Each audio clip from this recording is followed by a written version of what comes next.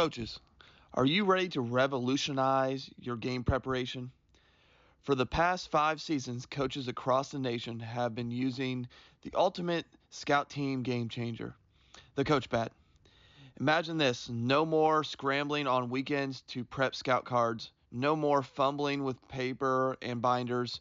Whether you're drawing your cards digitally with a computer program or sketching them by hand, the Coachpad is your all in one solution. Picture yourself on the practice field, effortlessly managing your scout team or standing on the sidelines during game day, syncing adjustments from the press box to your coaches on the sideline and back. With the coach pad, you can clearly see your scout cards even in the brightest sunlight. No more squinting or dealing with the wind blowing clear vinyl sleeves everywhere. This offseason, take your coaching to the next level. Get your coach pad today at thecoachpad.com and gear up for a winning season ahead. Welcome back to another episode of the Gap Downbacker podcast. Make sure you like, share, subscribe, all that lovely jazz, comment, do all that. Check out our sponsor, Coachpad. Our guest today is Coach Rubel. He's been on before, so I'm not going to spend a long time with the introductions and everything. But also, as we get started, make sure you check out his books, his website, and all that stuff. For any more details, or shoot him a DM on X, Twitter, whatever it is, or an email. Make sure you reach out to him and all that stuff. Coach has got a bunch of good stuff. We're going to talk alignments. Obviously, Coach's most recent book is combining the 3-3 and the 46. So we're going to look at some alignments and some how he deals with some stuff out of both. So before we get started, though, Coach, how you doing? You doing good? Good, man. Yep. You said the weather's been pretty good down there, right? Tell you what, for the time of the year it is, it's really hadn't been bad at all. Good. Like, again, like I said before we got started, like, it's weird that I get stuck with the hot, bad weather. You get the cool weather. Like, this is not how this is supposed to go. I mean, and I know you're not complaining because you probably get to play more golf and do other things. Yeah. I will say I don't play golf, Coach. I don't golf, but I golf from first. Went down to North Carolina for a buddy's thing. Did a par 3 course. I parred the last hole. I'm like, I don't need to golf ever again. I've won. Like I'm good. Like That's right. I've parred. I'm retiring champion and being done. Like we're going to ignore the fact on the first hole I shot an 8, but we're gonna.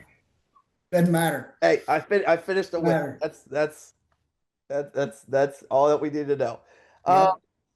So as Coach kind of has on his board already, kind of the 3-3 set. Just kind of as a reminder before we get started, Coach, like what kind of made you guys transition from your base 4-front to a base 3-3? What for anybody that maybe didn't listen to the last time or that kind of needs a refresher? Well, I think for us specifically with our kids, but also I think you're seeing across the board, and I mean I know there are other guys out there that have been talking this for a while, and again we we kind of started actually moving to it 4 or 5 years ago when we were looking at doing things out of it, and then really went into it more last year. But just athletes now and their ability to do different things. We've got so many quote unquote, and I don't want to say hybrids, but really that's the word. But guys that are multifunctional. We've got several guys that could play, in the box in a variety of fashion, still be able to drop into a zone and cover it. Not necessarily out on the perimeter, but within the tackle box, they can do several different things. And so I felt like at that point now, we could start mixing and matching with players and doing different things. And we've got guys that can run, but are still big enough to put their hand down and spill a power or counter block, And so we, that gives us a variety of ways to line up and do different things. But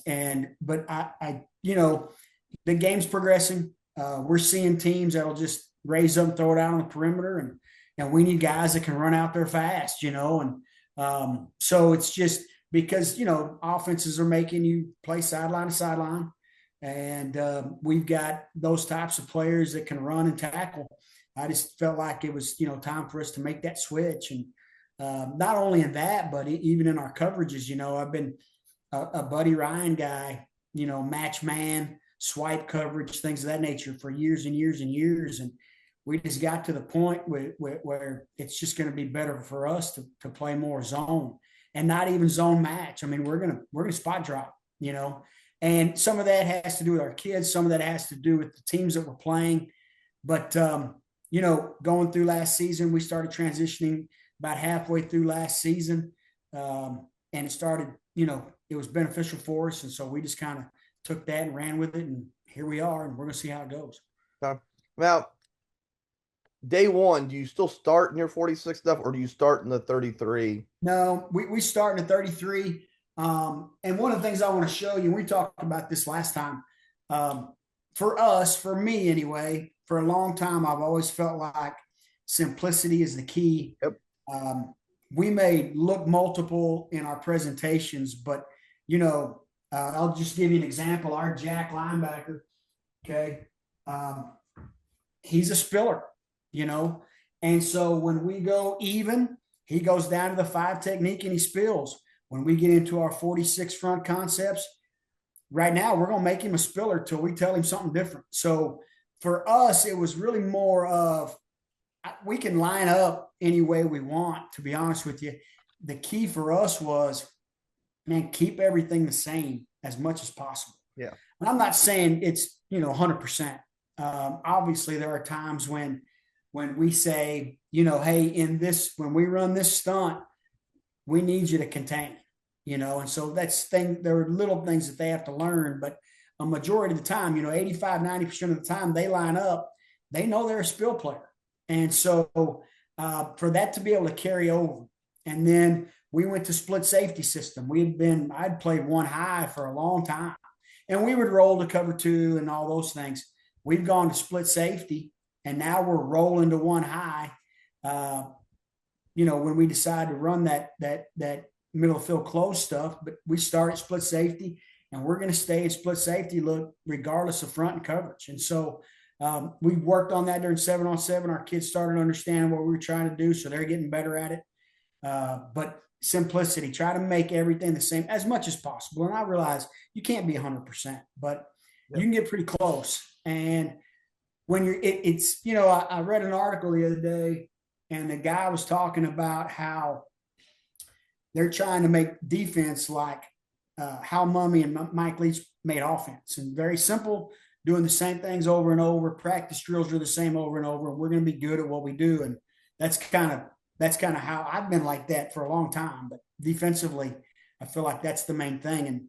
And it gives us a little bit more time to work on tackling circuit and takeaway circuit and block destruction and chasing the football and things like that, where we're not spending, 30 minutes a day on scheme. And so, hopefully that's going to be beneficial for us.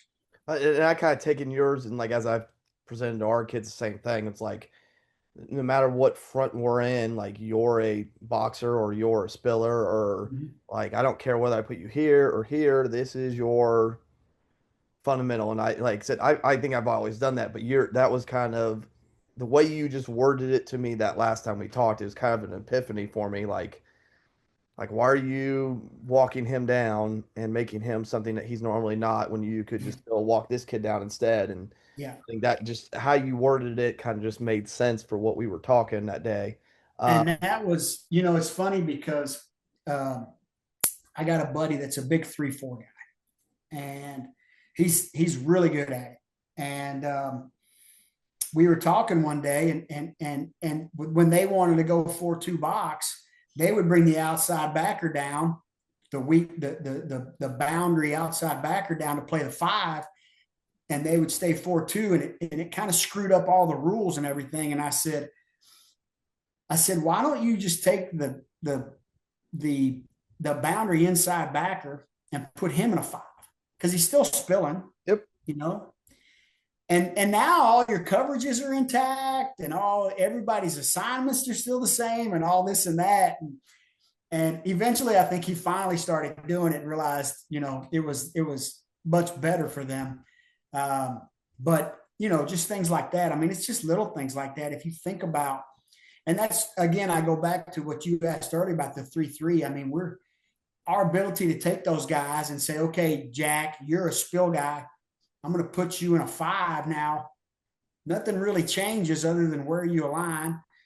You're still gonna on flow away. You're still gonna surf just like you would if you were off the line. You're gonna give them your inside shoulder. You're gonna turn. You're gonna run the circle. You're doing all the things that you would normally do. You just lined up different.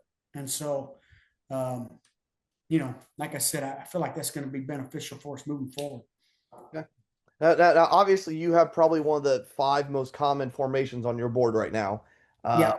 I mean, I think everybody in America, pretty much outside of true under center teams. Yeah. I would say this might be a raw statistic, and somebody can blast me in the comments. I really don't care. I would say 75% of shotgun offenses at this point have some sort of 2 receiver H-back set, whether you're putting them to the 2 receivers or like motion, whatever. Yeah. It's probably, to be honest, probably the most common set in football right now. Well, I can tell you statistically for us, this was 49% for us last season. 49%. So, you don't. And then I want to say trips was number 2. Yep. At 20, right at 22, 23%. Yeah, I think those are probably 2. You don't see. I mean, I think you probably do more than we do, but you don't see a lot of true doubles anymore. You did 10 years ago when the air raid was in its peak. I think it's a lot more of an H-back or an on-the-line tight end, or, as you said, trips, and everybody runs all their trips concepts that they've learned from the air raid and all that stuff. So, kind of what do you, as you're setting up, what are your base rules for it? And then what's your mindset each week when you know you're going to get this? Well, for us, we got to stop the power. We see some counter out of it. We'll get kings and queens, which for us, kings and queens is the same side strong is kings as far as the H and the gun back. Queens is H and gun back are both set weak. So we'll get kings and queens, and we'll get same side power, same side counter, stuff like that. But it's basically power and counter off tackle. Now, we will get some H insert stuff, but another one of the reasons I like the 3-3 and us be able to play kind of a mintish type front, that kind of takes away the insert. So having the 0 there, they got to work the double team, so that caves the A gap. The way we're going to play what we call a B gap 5, that's in the new book. But basically, right here, this guy would be in a 5. Okay, I'll even widen him out here. But he's stepping to the guard. So he's got inside foot back. He's stepping at the guard. We expect if it's power over here that the tackle's going to beat him inside, and we're good with that, because then he's gonna obviously cram, come off behind. Here comes the H. Here comes the wrapper, and then we're going to spill that with the Sam, and we want to try to get the mic over the top, and then we've got our extra hat coming in from the outside. So that's how we would fit power right there. Okay. I know that there are 2 guys that I respect immensely, Ty Gower and Adam Gaylor. And I met Adam in 2007. We were at University of Central Oklahoma together. Then a couple of years later, I was the defense coordinator at East Central University, and Ty Gower played for me. So 2 guys that I respect immensely. And we've gone back and forth on whether you should spill this or cap it. So they both would like to try to cap it. So obviously now you can leave this guy out here for RPO, which I totally get. We don't see a ton of RPO. I think we see more play action than what I would call true RPO. But I've just gone back and forth with it, and I understand capping it with the Sam. Right now, for us, I don't know that we can get that mic over the top to match the numbers every time. Yeah. And so for us, I just felt like with our team against the competition we have to play, we've got to make the ball do this. And that's going to be our best chance. Well, it also goes to the point of there's more than one way to skin a cat. Like, Sure. I've had many Zooms with Ty as well, and yeah. he is very on his what he believes, and that's fine. Yeah. There is multiple ways to do it, and kind of as you just said. So, and also it's knowing what you're playing. You mentioned you don't see a lot of RPOs. We don't either. So I don't necessarily have to worry about that overhanging, holding that RPO. Yeah. Well, and we're going to play what we call read. It's not two read. It's basically almost lock quarters. Yeah. Defense. We've got really four coverages, and we've got a quarter halves. We can go to a trap with we just make a cloud call. So if we're basically going to be locked right here for the most part. If we get ball in the belly right here, which we get all the time now, but he's going to trigger. We're going to be locked. So if they want to RPO that guy, we're going to flat foot and drive it. And then if we get a situation where they're doing this a lot or bubbling a lot, we can just make a cloud call over here, and it basically becomes two read. Yeah.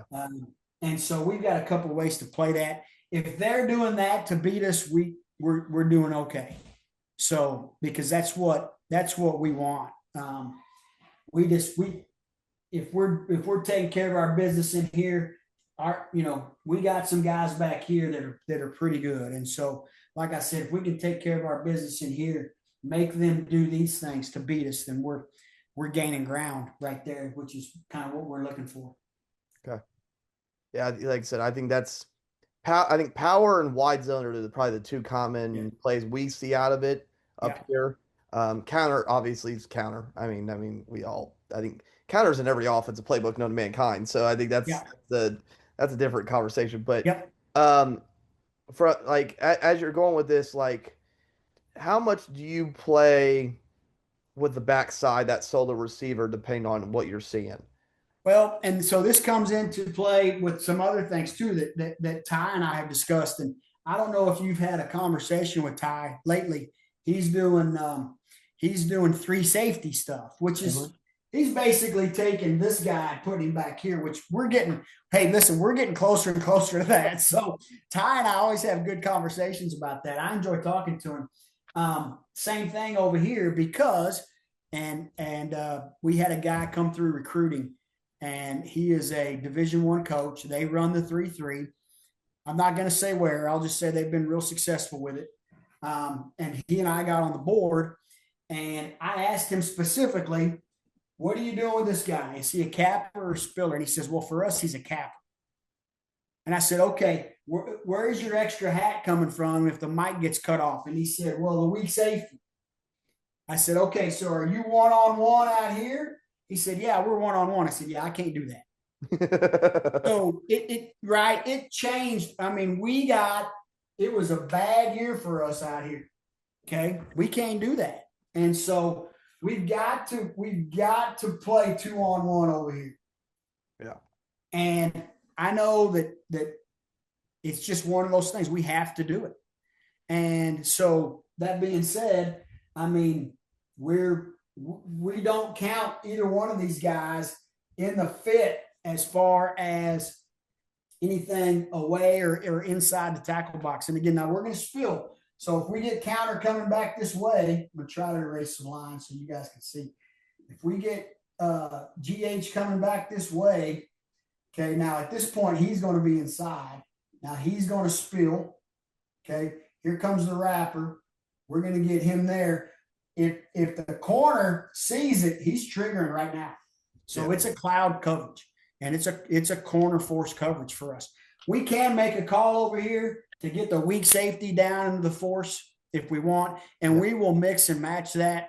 But Coach, I'm just telling you, last year we had teams that would raise up, throw the hitch, and it would go 60 yards. Mm-hmm. And so now some of that goes back to what I mentioned earlier. We have to be simple with what we're doing because we got to learn how to tackle. We got to go tackle. And we have spent from last spring, you guys that are on Twitter, and I'll post tackling videos every now and then. We've gone to rugby style tackling. We've got the GSI pads. I'm working to order some of those, Coach. I'm telling you, those are well worth their money. And there'll be some other things we're going to get, but we are moving to rugby tackling, and we got to do a lot of it. And we started it in January. I feel like it's already made a difference, but I also think that changing this scheme is going to help us too. Yeah.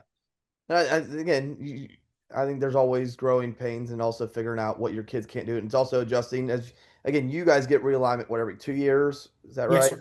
Yeah. Yep. So kind of like, I mean, we don't necessarily get true realignment, but like we get some alterations as well. And it's kind of the same concept. And so you got to, again, adapt to what your schedule is now and all that jazz. Yep. Like from there, like let's talk about trips, since that's the kind of the second most. Yep. I mean, second most common for you, but like again, I think it just depends on where you're at. What for somebody it might be the most common look we get. Let me also, I want to real quick. Good. Before we jump, I also want to talk about us going to a 3 safety type of deal. Okay. If we make a cyclone call, simple enough, 3 safety cyclone. Yep. Our Sam now becomes the 3rd safety. So if we ran this right here and we called cyclone and the H was over here, the Sam would travel with it. Okay.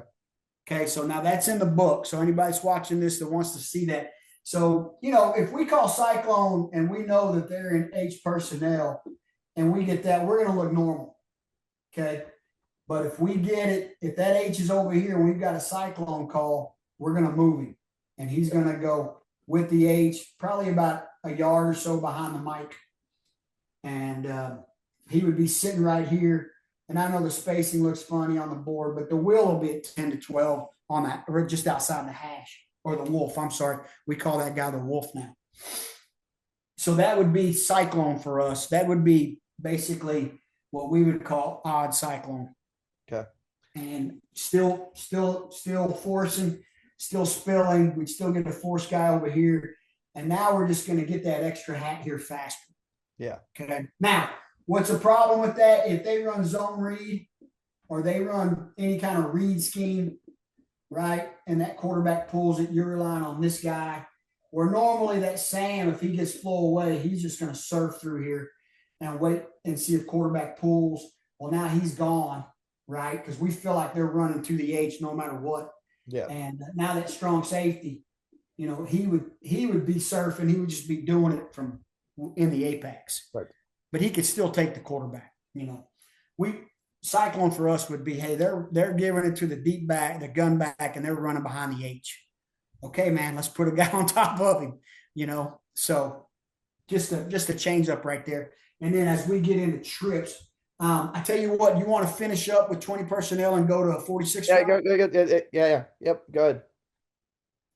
Okay, so let's say now we got 2 different ways we can run this, and I'm not going to change anything in the back, and that's where I, like this stuff. We're not changing anything in the back, and I told you on our previous time together that's one thing I learned from Rex. Take these guys and keep them there, and jumble up all these front guys all you want. And so now we're going to go to what we call Cub. And right off the bat, Cub would just be 303. And now the Sam and Jack are walked up. Okay. And they're still spillers. So if we get power right here, coming back to the H, okay, I'll move the gun back over. Okay, he's going to be down. We're going to spill right there. Okay, under the H, here comes the wrapper, Mike, strong safety. So that's how we sandwich the wrapper. It's the same fit for it's the same fit for everybody. We just line them up different. Yeah.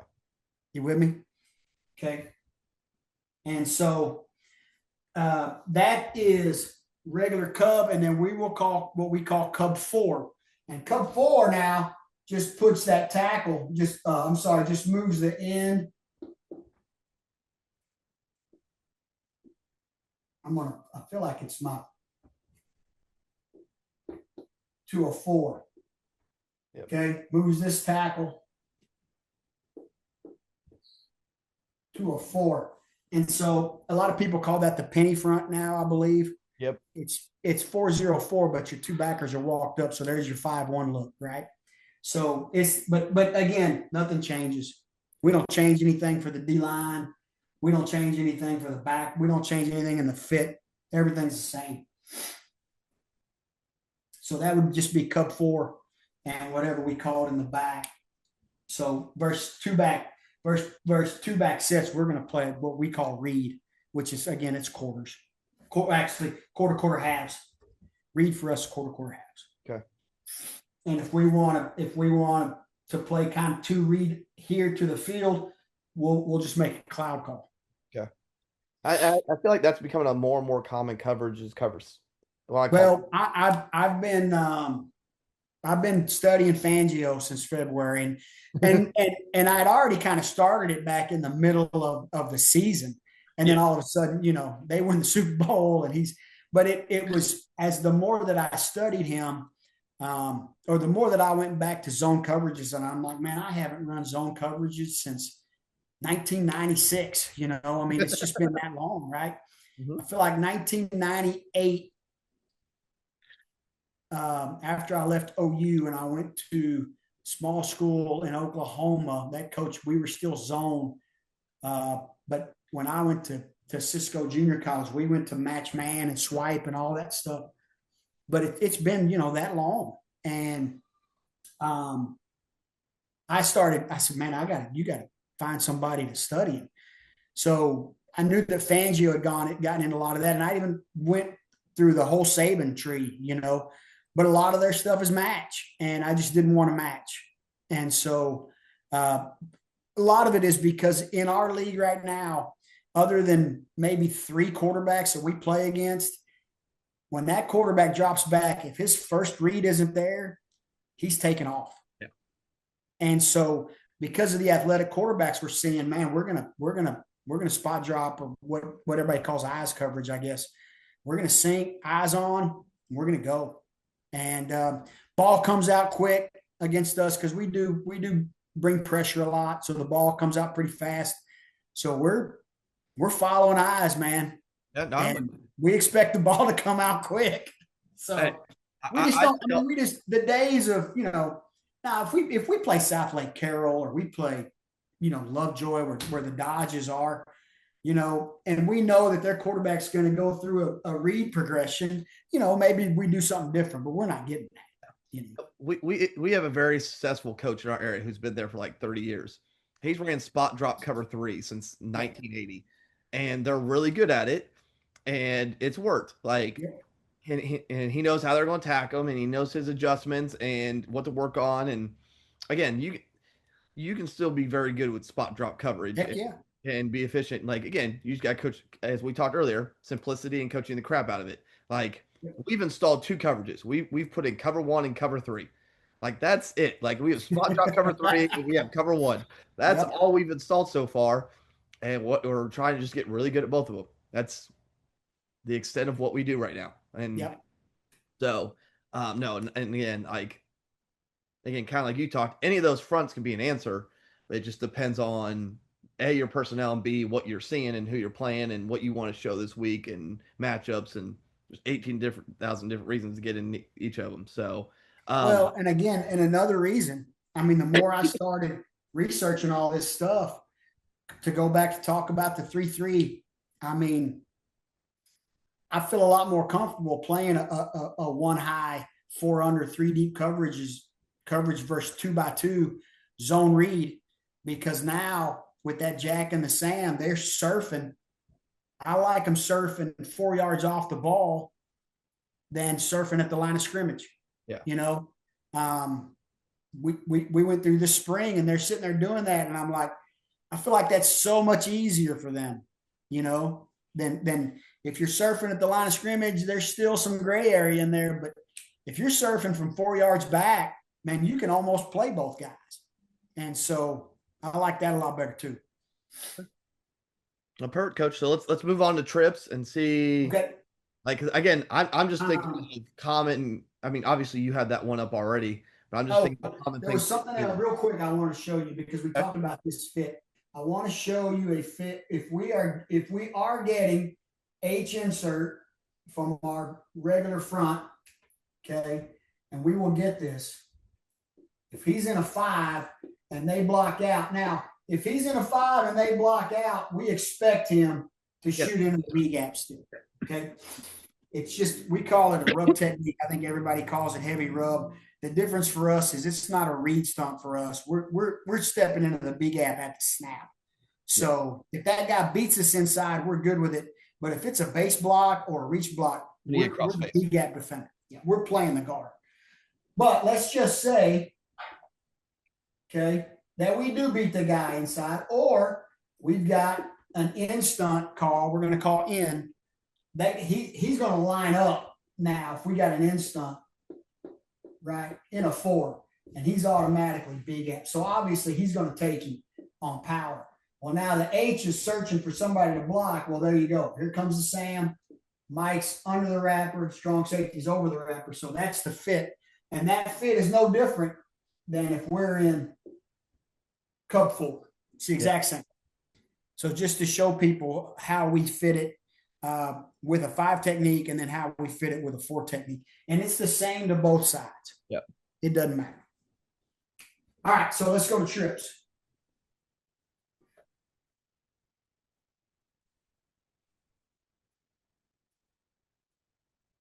Now, we have not yet, and I'm still researching some of this. Again, simplicity.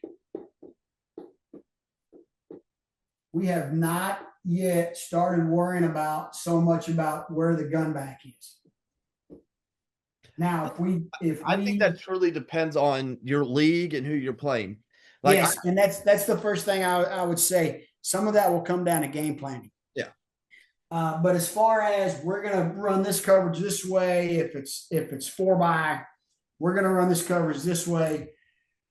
I never really had to worry about it because when we were in man match, the Mike had the gun back unless he flared. I mean, and then we had a me-you call with the inside dropper when we were playing swipe coverages. So it was pretty simple. We never really had to worry about where the back was. But now, you can get overloaded quick. And so if we get trips, our base trips check is what we call trade. Okay. And all we're going to do is we're going to take the strong safety. We're going to put him outside of 2. Okay. We're going to apex the Sam. Maybe even, I'll be honest with you, we're probably going to take him closer to inside eye of 3. Okay. And then I go back to we're still gonna allow the free safety now. Okay, he's gonna, people call it poach or key or whatever you want to run it, but he's thinking 3 to 2. Corner's gonna be what we call a 2-to-1 deep guy or a railroad guy, and then we're working divider, we're working hash. And so there's our 4/3. It's very similar to box. Yeah. I mean, we're almost playing box from just off alignment. Right. And then we'll get the mic in there, and the mic and the jack obviously going to work the back, but we're still going to stay 2/1 over here till we can get out of it. We're going to stay 2/1 over there because, again, I go back to, for us, that's where teams made their hay against us. Yeah. So that would just be odd for us. And let's say we're playing that, like I said, that's a tray check. So any 3x1, we're checking tray right there. And it's really more quarter half still. Yeah. And if we get a drop 8, we get our extra guy. And so he's going to hash, he's going to middle, and we will run tray middle. Okay. Which will give us our pole runner if we need it. Yeah. Anytime we just tag middle with any of our coverages, our Mike knows I'm opening the 3, and if he's vertical, I'm vertical. Okay. Yeah, that's. But again, we're spot dropping. I mean, we're working inside the hash. He's basically just sinking because he's already inside the hash. He's working middle, flat foot pedal. The free safety basically, and the corners because they're keying the ball through their receiver. But the free safety is about the only guy that's actually going to read patterns. Yeah. And so over here we would play cloud. Again, we can sky that if we want, but for the most part, we're just going to play cloud. Now, as change ups, we have different things. If we want to trap this over here, okay. So let's say we got a Sam stunt. All right, and everybody does this. I mean, we're going to bring the Sam, okay, and we're going to, for us, what we call wildcat, which basically any W coverage we got wolf and we got wildcat, which basically means now that the weak safety is the middle third player. Yep. Okay. Any wolf or wildcat tells the jack, now I'm the flat defender. So now the corner is the third defender. Yep. Okay. The Mike knows, all right, I got to help the jack weak. So now the Mike is the weak hash guy. Okay. Now over here, wildcat means we are wolf weak and what we call cloud strong or Tampa strong. Okay. So now we're going to trap this with the corner. Free safety's rolling to this third, wolf's rolling to the middle third, and now the strong safety stays inside, and he's got the strong hash. Yep. So I mean, everybody does it. Yeah, it's cloud cover three. It's just a change up for us. That's all it is, and it's a way for us so we can play Trey or we can play cloud. We can play sky or cloud over here, both ways. But again, I go back to when we go Trey, we set that strong safety on top of 2, maybe just outside of 2. We're right at the line of scrimmage. And that tends to take care of a lot of quick game out on the perimeter. Well, it's also like, if we're being honest, like if they're in trips, they're probably, from my experience, throwing the ball more because, I mean, run game wise, without the extra blocker, you're running inside zone read, counter read. Like you're probably running some sort of read game most of the time, unless you give them a box that's very conducive. Let's phrase it that way. So, I mean, I know what we see. We see, I mean, mostly read stuff as somebody's in trips, or they're throwing the ball. I mean, that's just what they're doing. So, and for us, if they go trips, they're either trying to get a one-on-one matchup on the backside, or they're gonna run some kind of quick screen game over here, thinking that they got numbers on us. Yeah. We'll see some zone. We'll see some dart. We'll see some what I call fold. But again, right here, we could easily, if we have a cyclone call, we played a team last year that their gun back was their whole team. I mean, he was everything. And we played cyclone, and we told our Sam, you got the gun back. So we would line up like this, and we played quarters over here. So we were lining the strong safety up in the 2-3 seam. But basically, you got him. So it was like the old basketball boxing 1. And so, I mean, everybody was zone except him. He had him man to man, and we shut him down and we beat him. We held him to their least amount of points, I think, all year of games that kid played in. He missed 3 or 4 games with injury, but I mean, they were scoring a lot, and we held him to, I think it was 3 points till we're up by 3 touchdowns, I think, with like 2 minutes to go in the game, and they give it to him, and he breaks 8 tackles and goes 70 yards.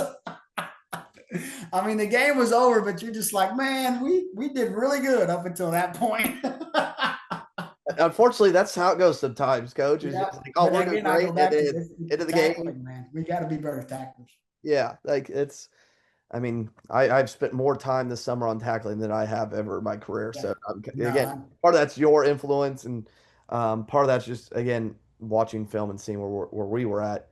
Uh, yeah, is there? I'll just ask you: is there any point you're going to get in your 46 stuff against a trip set? absolutely. Absolutely. So right here, if we go cub, and again, I can go cub or cub 4, doesn't matter. I mean, we're right there. Now for us, that's going to be, unless we're now, this is where, man, you call it what you want. You can call it a sim, you can call it a creeper, you can call it a blow. I don't care. We're going to be, it's a 5-man pressure. So we're going to play 3 under, 3 deep, right? Unless we get 2 by 2, and then like here, we may call, we could easily call Tampa. You know, we could play cover 2 to this in 2 by 2, but we would keep the tray check if we got 3 by 1. So, I mean, we're still gonna play. Everything's gonna stay the same. It's just gonna be a 5-man pressure. We teach our Mike to drop off 3, right? So we're here, and we're what we call Fox. And so again, Fox tells you it starts with an F. So the free safety is going to be the middle third guy. Boom, boom, here. He's there, and we're playing trap over here. So there you go, 3 under, 3 deep. It's a 3 cloud concept. Yep. We got a 5-man pressure, you know, and then all of a sudden now we'll go bluff cub. Okay, so we go bluff cub. Everybody lines up in cub. Okay, but the bluff tells somebody I'm dropping out. Yeah. So now if we go bluff cub, let's say we go bluff cub, we'll just go Ringo Sam. So now we're going to get a Ringo. Boom, we're going to get our slants. Here comes the Sam. And now the Jack's dropping out. Well, now I got a 7-man coverage. So I can go back to all of our 7-man coverages. Yep. And so, I mean, absolutely, we'll probably start doing that a bunch. And, you know, if we make, like we got slam as one of our main blitzes, it's the old NCAA, right? Yes. Okay. Where we're bringing the Sam the Mike, and we're dropping that backside guy out, and we're shooting the line across. That's slam for us. Well, I can run that. We can run that out of cup. Okay. That right there is bluff cub slam. Okay. And then your Fox behind it.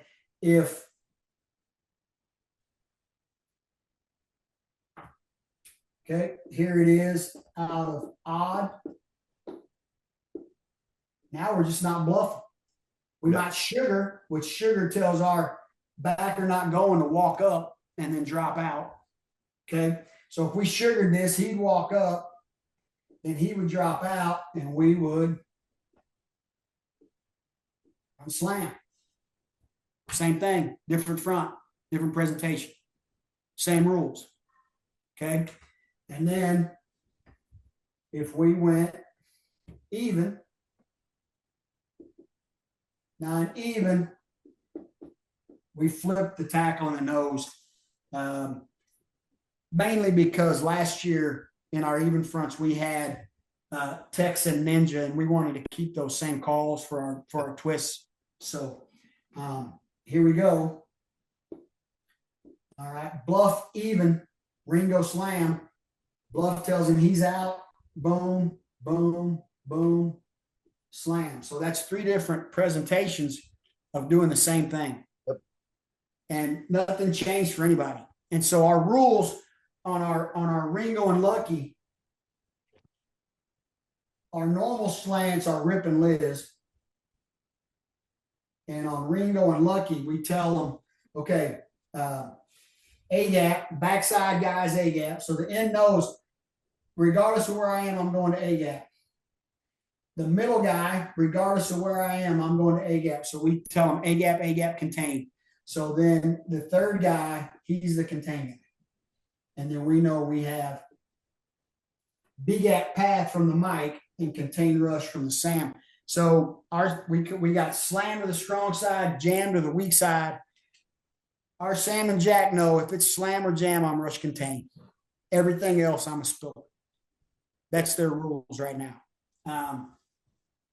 And so we have those rules regardless of front, regardless of cover. I mean, it's the same different presentation, same rules. Our Mike has a B gap path.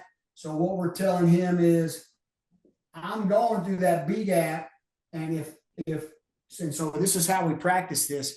Sometimes I'll make them give me one of their shoes, and I'll put their shoe right there in the B gap, and then I'll have the offensive line slide. So if the tackle does that, I'm still on B gap path, so I'm actually going to end up outside the tackle. Does that make sense? Okay.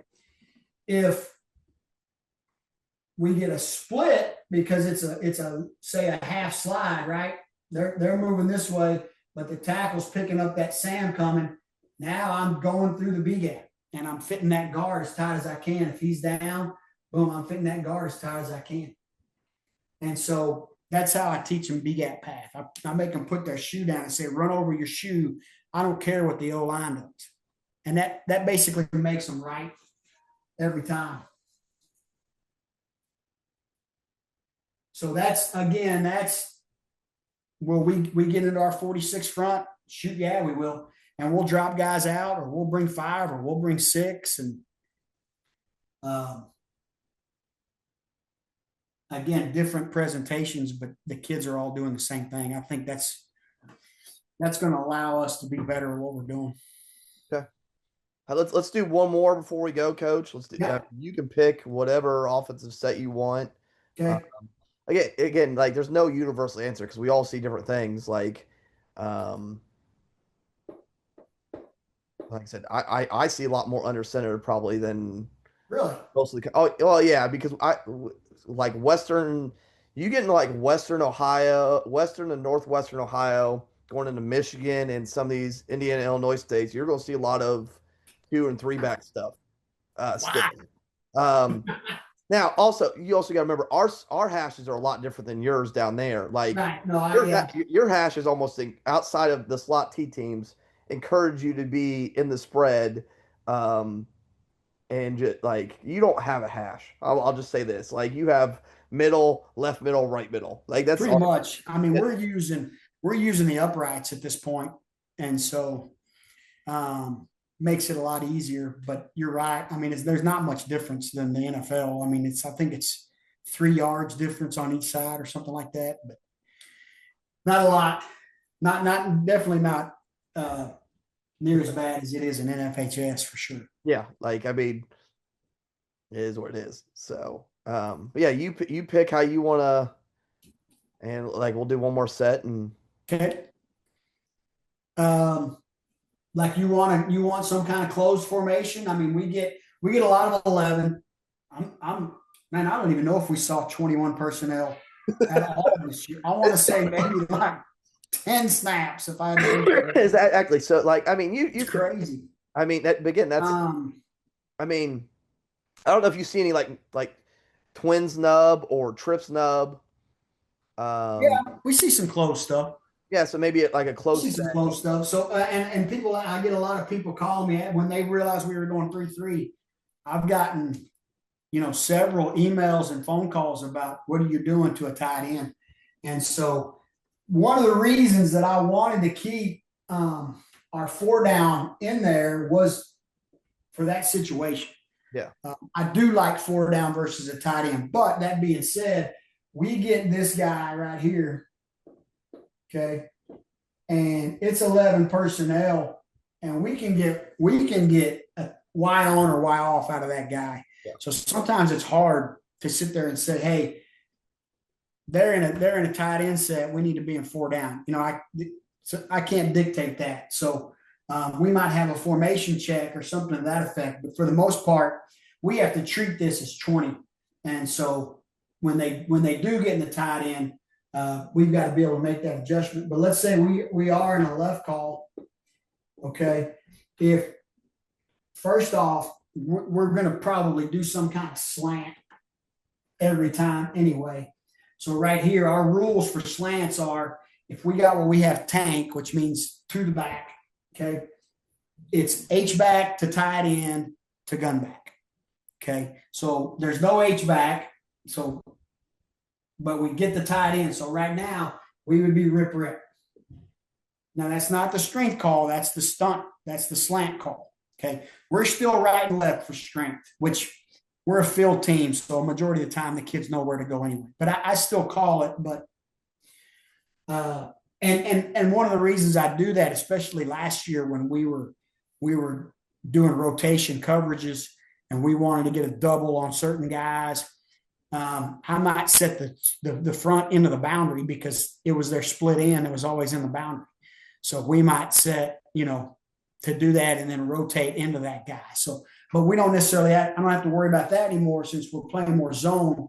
But we may want to get, if they're giving us a lot of formation into the boundary, we may set the front into the boundary, so I still make that call. So let's say right here, what we would do is we would take the jack and we're just walking him up 2 by 2. And that's all we're doing. And so that's our change to a tight end formation, whether it's closed or not. And then we'll have a rip. And so what rip does is tells the right side 5 technique, I'm playing a heavy 5. Tells the nose, I'm slanting into this A gap. And if he needs to cheat a little, cheat a little. I don't want him, and this was our whole thing, because our coach, we had gone back and forth about, do we want to play shades? Do we want to play heads? Things like that. I like the 0 because for gap scheme, that guard has to check him first. Yep. Whereas, if we're shaded to one side and they're running counter the other way, that guard gets a free release to the mic. And I didn't want to do that. So we're keeping that guy in a 0. Now, right here, and we play our mic. I know I haven't really drawn it up. We play our mic at about 6, 5.5, toes 5.5, 6, and our Sam and Jack toes at about 4. So we're going to walk him down to 2, and he's going to be in a 9. Nothing changes for him. Tackle's going to play the 5 here, but again, he's playing a heavy 5. So if he gets reach block, he's going to be the B gap defender. Okay. If he gets flow away, he's going to close and run hill line. Okay. Now, since we're in a rip, this end knows I'm the B gap defender. So he's going to move to a head up or maybe even a 4-eye. Again, don't give up the integrity of the defense for disguise. Your job is that gap. If you got to move to an eye, move to an eye, right? This knows you've got to get into this gap. If you need to move to almost more of a shade, then move to more of a shade. But I still want you tight enough that if they run counter back this way, that this guard has to mess with the nose. If you're so far over here that he gets a free release on the mic, we got a problem. Yeah. Okay. So you need to play that 0 to make him at least step at you to give our mic time to get over the top. And again, since he's kind of third safety-ish, I'm not going to say he's a third safety. Our O-line coach actually came in one day last year after we had started running some of this, and I moved him back. And I'm watching practice film, and I said, man, you guys aren't – tell me what the deal is here. You're not blocking the mic. He goes, man, we're not counting him. He's too deep. We're not counting him. That's our problem. I've got to go into my guys and say, hey, we got to count this guy. And so they were doing this, and instead of trying to get here, they were all the way back trying to cut the jack off. And Mike's getting free run, and they changed it, but he was like, it's the first time we'd seen that, so we got to go tell our guys. But anyway, we would play him right here. He gets flow away. He's going to surf. He gets flow at him. He's the 9 technique. He's the 9 technique. So that's what we're doing to tight ends. We would roll up over here. If we knew we were going to get a steady dose of this, we would probably run some wolf coverage. I don't necessarily think we have to have the weak safety there now, especially with the tight end closed down. I'm not near as worried about them throwing the hitch to that guy and him going 60. So we would probably run some rotation up here. We have a coverage where we'll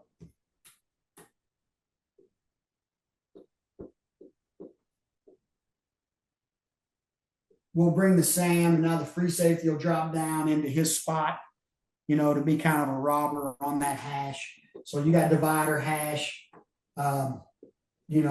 It's going to end up playing out like that.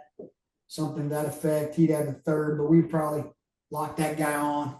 Jack would help out in the flat.